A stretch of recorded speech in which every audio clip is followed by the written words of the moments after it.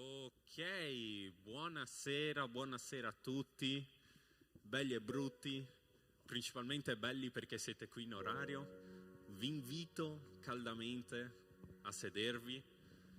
Lo so, fa freschetto, ma il fresco fa bene all'anima, rinforza i muscoli, siamo giovani, sì. No, dai, ce la possiamo fare. Bene, benvenute a questo primo incontro di quest'anno del nostro culto giovani. Sempre un piacere essere qui, sempre un piacere essere qua con fratelli, sorelle, amici, cugini, zii, nonni, nonne, insomma, per tutte le età. E per entrare nello spirito di questi culti che rappresentano sempre di più una fetta importante della nostra vita, vorrei iniziare con una preghiera. Grazie Padre per questa giornata, grazie Padre per quest'ultimo anno che ci hai dato, grazie per tutte le occasioni che abbiamo avuto di essere insieme, di imparare tante cose. Ti prego Padre perciò di benedire questo culto, di benedire anche tutti i prossimi culti di quest'anno, che possano essere il meglio per noi, che possano insegnarci tante cose, che possiamo viverli per crescere insieme secondo la tua parola. Tutto questo ti chiedo, in nome di Gesù, amen. Possiamo alzarci in piedi per iniziare bene questo anno di lode e adorazione.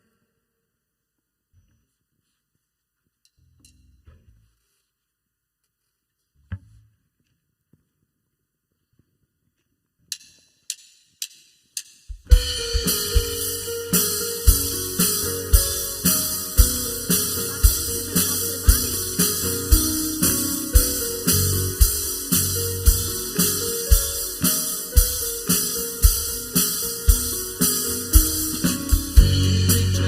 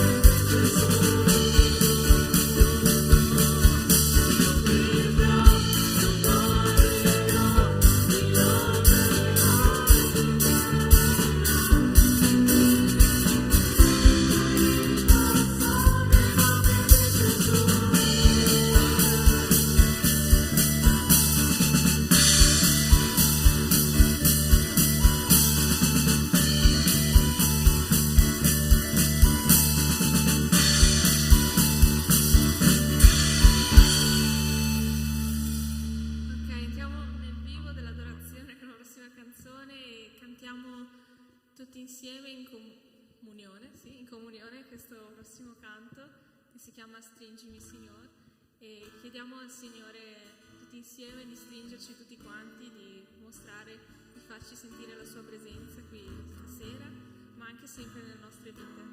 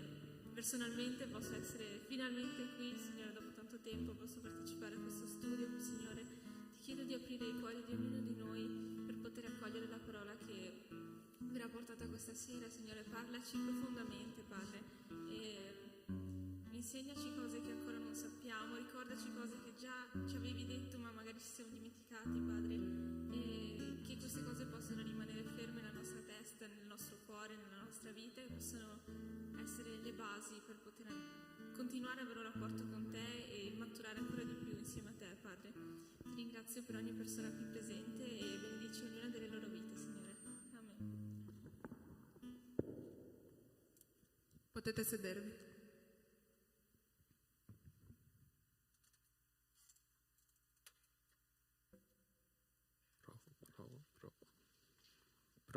Prova. Sì. Boh. Funziona. Posso prendermelo? Sì.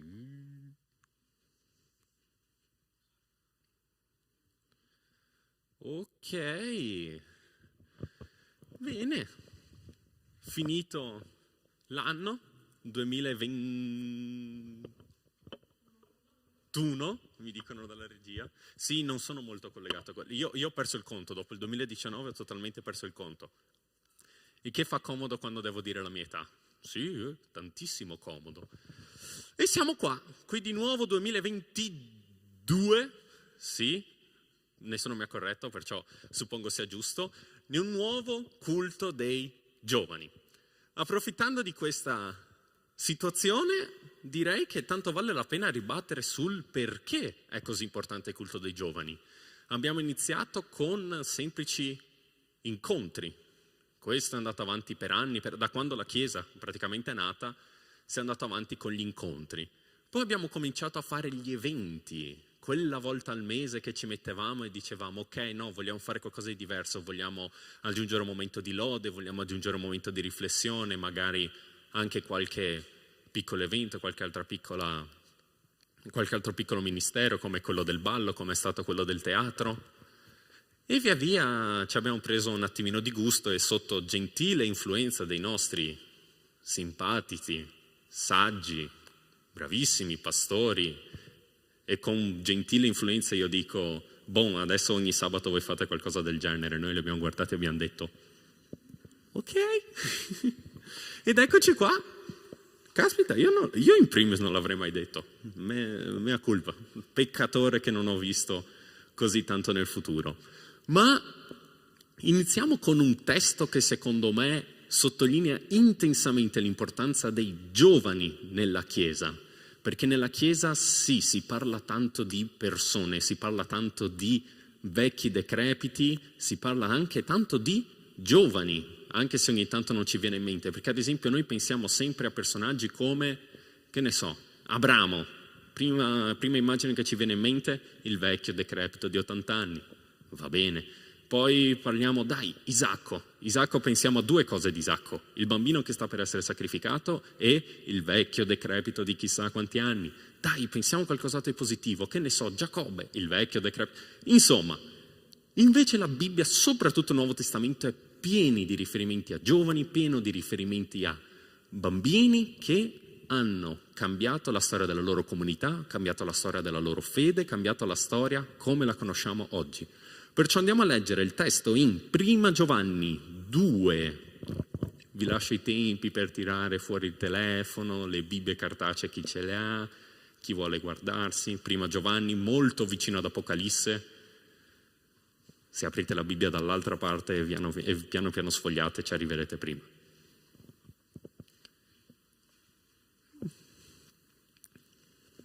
Ok. 1 Giovanni 2 versetti, per il momento vorrei fare soltanto i versetti 12, 13 e 14, che inizia così. Figlioli, vi scrivo perché i vostri peccati siano perdonati in virtù del suo nome. Ok, qua è Giovanni che sta scrivendo, ok, in una delle sue lettere, e inizia con questo figliuoli, teniamocelo bene in mente. Poi continua, padri, che è la parte che ci interessa un po' meno perché non siamo molto ancora a quella fase. Comunque, padri, vi scrivo perché avete conosciuto colui che è fin dal principio. E qua arriva la parte interessante. Giovani, vi scrivo perché avete vinto il maligno. Fermiamoci qua. Quel figliuoli lo utilizza molte volte durante tutte le sue lettere, Giovanni, durante tutti i suoi scritti, e rappresenta tutti noi, ok? Questo tono molto, possiamo anche dire, paternalistico, questo, sì, figliuolo, vieni che ti insegno, si riferisce a tutti. Poi però fa questa differenza fra padri e ragazzi. Questo perché? Per indicare che lui sta parlando a tutta la Chiesa. Lui non sta parlando soltanto agli uomini, non sta parlando soltanto alle donne, no, lui sta parlando a uomini, donne, bambini, ragazzi, tutti che devono sentire la buona novella, tutti che devono sentire il Vangelo, tutti che devono apprendere di questa buona notizia. Poi continua ancora, ragazzi, vi ho scritto perché avete conosciuto il Padre. Padri, vi ho scritto perché avete conosciuto colui che è fin dal principio. Giovani, di nuovo, vi ho scritto perché siete forti e la parola di Dio rimane in voi e avete vinto il maligno. Avete vinto il maligno che si ripete. Se andate nelle versioni italiane ogni tanto è diverso, ogni tanto è voi che avete vinto Satana addirittura. Altre volte cambia quei figliuoli, quei padri. Cambia in qualche sinonimo, ma quei ragazzi è costante, quei ragazzi e quei giovani è costante durante tutte le versioni. Questo testo parla a noi. E cos'è che ci dice? Ci dice che noi abbiamo vinto il maligno. È una cosa tanto bella da sentirsi. Cioè, quando mi viene in mente, quando ci sono gli Oscar o quando c'è qualche premiazione, danno il microfono in mano a qualcuno e quel qualcuno dice: ah sì, vorrei ringraziare questa persona che ha fatto questo, questa persona che ha fatto questo. È bello sentirsi, magari siamo lì nel pubblico, sentire questa persona nominare il nostro nome, guardarci e dire: sì, è grazie a lei che oggi sono qua. Wow, una bellissima sensazione. Questo testo fa praticamente la stessa cosa dicendoci: giovani, scrivo a voi giovani, voi ragazzi, voi che avete vinto il maligno, voi che avete conosciuto il Padre.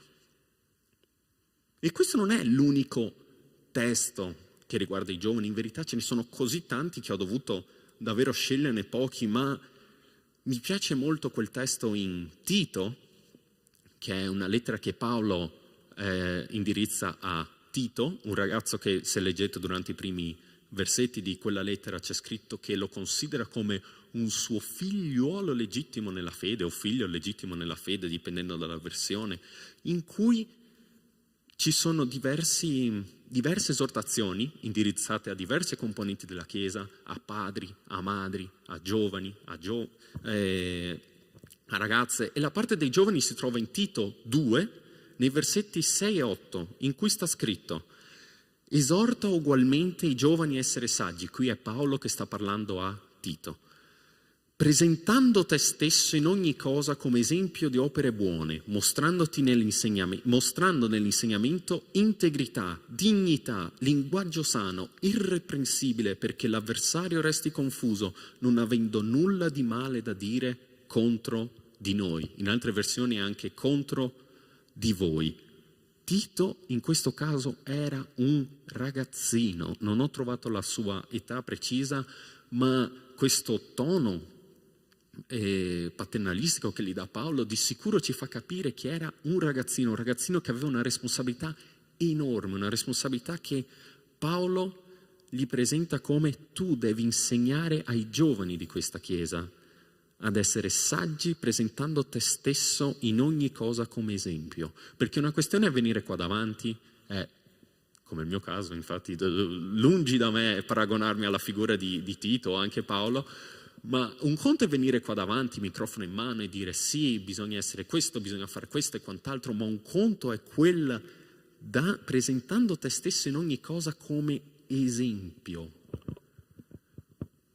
Noi dobbiamo essere esempio per la nostra generazione, esempio per i nostri amici, esempio per i nostri fratelli, esempio per tutti. E magari qualcuno di voi può arrivare e può dirmi: sì, vabbè, tu la fai facile, ma chi sono io? Chi sono io per arrivare e dire a qualcuno: ehi, guarda che stai sbagliando? Chi sono io per arrivare da qualcuno e per dire: guarda, so che per te è un momento difficile, so che stai soffrendo, che ne so, stavo girando su Instagram, ho visto questo versetto, ho pensato a te, pensavo che ti potesse interessare.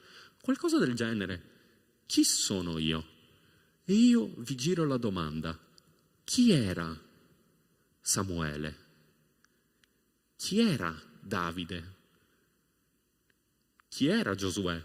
Chi era tutti questi giovani che si sono dovuti alzare in un periodo di difficoltà, che si sono dovuti alzare contro un popolo corrotto, si sono dovuti alzare in un periodo in cui i vecchi, i saggi dovevano comandare il popolo, dovettero alzarsi e dire: no, il Signore mi ha detto che così non va bene, oppure sì, il Signore mi ha detto che così va bene, tu sarai benedetto.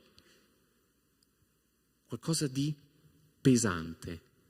E c'è questo testo che viene ripetuto ad ogni singolo incontro dei giovani a cui ho mai partecipato, che è presente in 1 Timoteo 4,12. Sono sicuro che molti riconosceranno in cui sta scritto: nessuno disprezzi la tua giovane età, ma sii di esempio ai credenti nel parlare, nel comportamento, nell'amore, nella fede, nella purezza.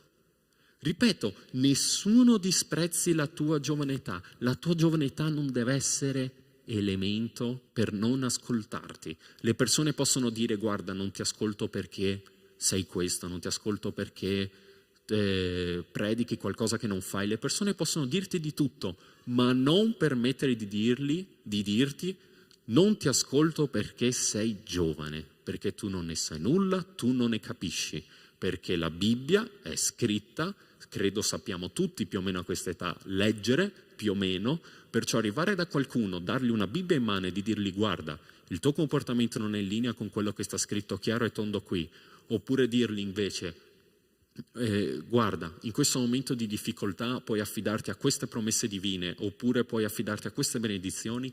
Quello lo possiamo fare tutti. Non serve avere una preparazione teologica, non serve essere vecchi, non serve essere saggi, non serve niente. Per iniziare l'anno in allegria vi volevo portare un personaggio di un libro che ho letto, abbastanza lungo, che mi porta sempre molta gioia a leggerlo, che è Giobbe. Giobbe è quel libro di cui parliamo davvero poco, sono quei 42 capitoli, qualcosa del genere, in cui si passa grandissima parte del tempo a lamentarsi, piangere, soffrire, il tutto senza molte spiegazioni, senza molti miracoli che spuntano così dal cielo. Però in Giobbe c'è un personaggio molto particolare, che è un giovane. Per darvi idea della struttura di Giobbe, il primo capitolo è tutto incentrato in: Giobbe era felice, Giobbe era un bravo uomo, Giobbe era un uomo secondo il cuore di Dio e perde tutto. Perde figli, perde proprietà, perde la salute, perde tutto il perdibile, tranne la moglie, chissà perché, soltanto Dio lo sa, e piange, soffre, si lamenta. Arrivano 3 suoi amici che arrivano da lui e gli dicono: ehi, ma forse hai sbagliato qualcosa? E Giobbe dice: no, io sono integro nella parola. E i suoi amici gli dicono: no, guarda che se stai soffrendo così tanto è perché di sicuro hai sbagliato qualcosa, chiedi perdono a Dio. E Giobbe dice: non chiederò perdono a qualcosa che non ho fatto, io sono integro, io sono giusto, chiamo Dio qua mio giudice perché io mi sono comportato bene. Questo è il riassunto di 37 capitoli di discorsi che girano e girano e girano a vuoto e sono sterili e non portano assolutamente a niente, fino a quando non arriva un giovane nel capitolo, cos'è che era? Dal 37 al 39, qualcosa del genere, Eliù che dice: io vi ho ascoltato, mi sono detto, sono saggi, sono uomini secondo il cuore di Dio, li lascio parlare, però lasciatemelo dire. E qua mi distanzio dalla parola, parafraso molto in toni moderni, dicendo che Eliù probabilmente, se fosse trasportato ai giorni d'oggi, avrebbe detto davanti a quei 3 saggi e Giobbe, che era praticamente l'uomo più santo della sua generazione, della sua epoca, della sua zona, questo ragazzino arriva e dice: fioi, state dicendo un sacco di boiate. Vi prego, io vi ho ascoltato, massimo rispetto, vi prego adesso di ascoltarmi, ma voi state dicendo un sacco di boiate. 2 capitoli dopo il Signore interviene, altri 2 capitoli dopo il libro di Giobbe finisce. Un giovane che si è alzato in piedi contro 4 grandi saggi della sua epoca, della sua zona, della sua città. Perciò fidatevi quando in Prima Timoteo, se siete lì con un pezzo di carta oppure sul telefono, sottolineatelo: nessuno disprezzi la tua giovane età. Ritornando nel testo iniziale, quello in Prima Giovanni, quando si parla di figliuoli, di padri e di ragazzi, continuiamo con quei versetti in Prima Giovanni 2, nei versetti 15 a 17, in cui sta scritto: non amate il mondo, né le cose che sono nel mondo. Se uno ama il mondo, l'amore del Padre non è in lui.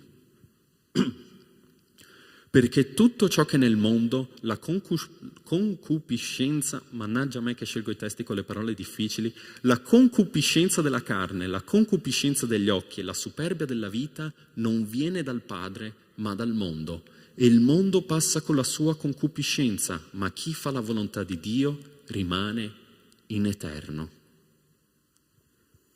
Vi invito, quest'ultima parte del versetto 17, a tenervela stretta nel cuore, da usare come risposta, magari non contro il compagno di classe, non contro il collega di lavoro, non contro chiunque possiamo incontrarci, ma contro i nostri pensieri che ogni tanto sono lì in fondo alla nostra testa e ci dicono: perché stai facendo tutto questo? Perché tutto questo sacrificio? Perché tutto questo impegno che fino ad oggi non ti ha portato a niente, ti ha portato soltanto a sprecare i giorni della tua vita? La risposta, ce ne sono tantissimi esempi nella Bibbia, ma mi piace tantissimo quel piccolo pezzettino nel versetto 17 che nessuno ci potrà togliere.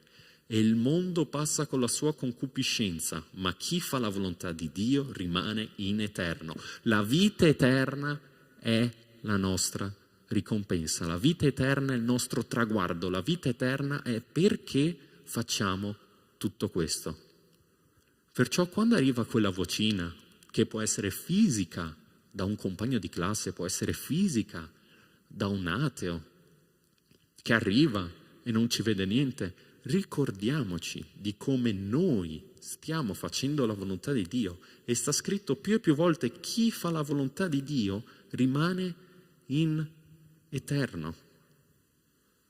Perciò vi esorto, la Bibbia ci esorta, quando dice: sii forte e coraggioso, non ti spaventare e non ti sgomentare, perché il Signore, il tuo Dio, Dio di Abramo, Dio di Isacco, Dio di tuo padre, Dio di tua madre, Dio di tutti i tuoi avi, Dio dei tuoi fratelli, Dio nella tua famiglia, Dio nella tua casa, quel Dio, quel Signore sarà con te dovunque andrai.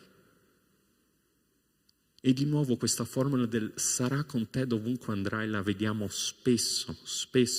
Ricordiamoci di questo. Vi esorto, fratelli, mi esorto anch'io in questo, nel sii forte e coraggioso, non ti spaventare, non ti sgomentare, perché il Signore, il tuo Dio, sarà con te. Non sarà con te in chiesa, non sarà con te soltanto a casa, non sarà con te soltanto quando sei nel tuo ufficio, nel tuo studio, nella tua cameretta con una Bibbia in mano. No, il Signore, il tuo Dio sarà con te dovunque andrai. Iniziamo quest'anno col passo giusto, un anno impostato sulla santificazione, un anno impostato in cui possiamo essere d'esempio per chiunque ci stia intorno, con le nostre azioni, con le nostre parole, con i nostri comportamenti, col nostro cuore, essere di esempio per tutti noi. Preghiamo per concludere.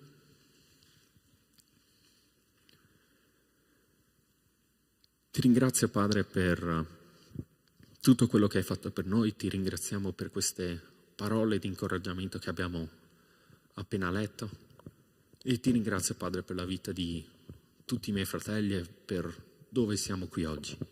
Ti prego, Padre, adesso di benedire i nostri momenti di riflessione, di benedire chiunque abbia ascoltato questo messaggio, benedire il nostro gruppo, benedire i nostri amici, i nostri fratelli. Ti prego, Padre, di starci vicino, di attenerti alle tue promesse, stare sempre con noi dovunque noi andremo.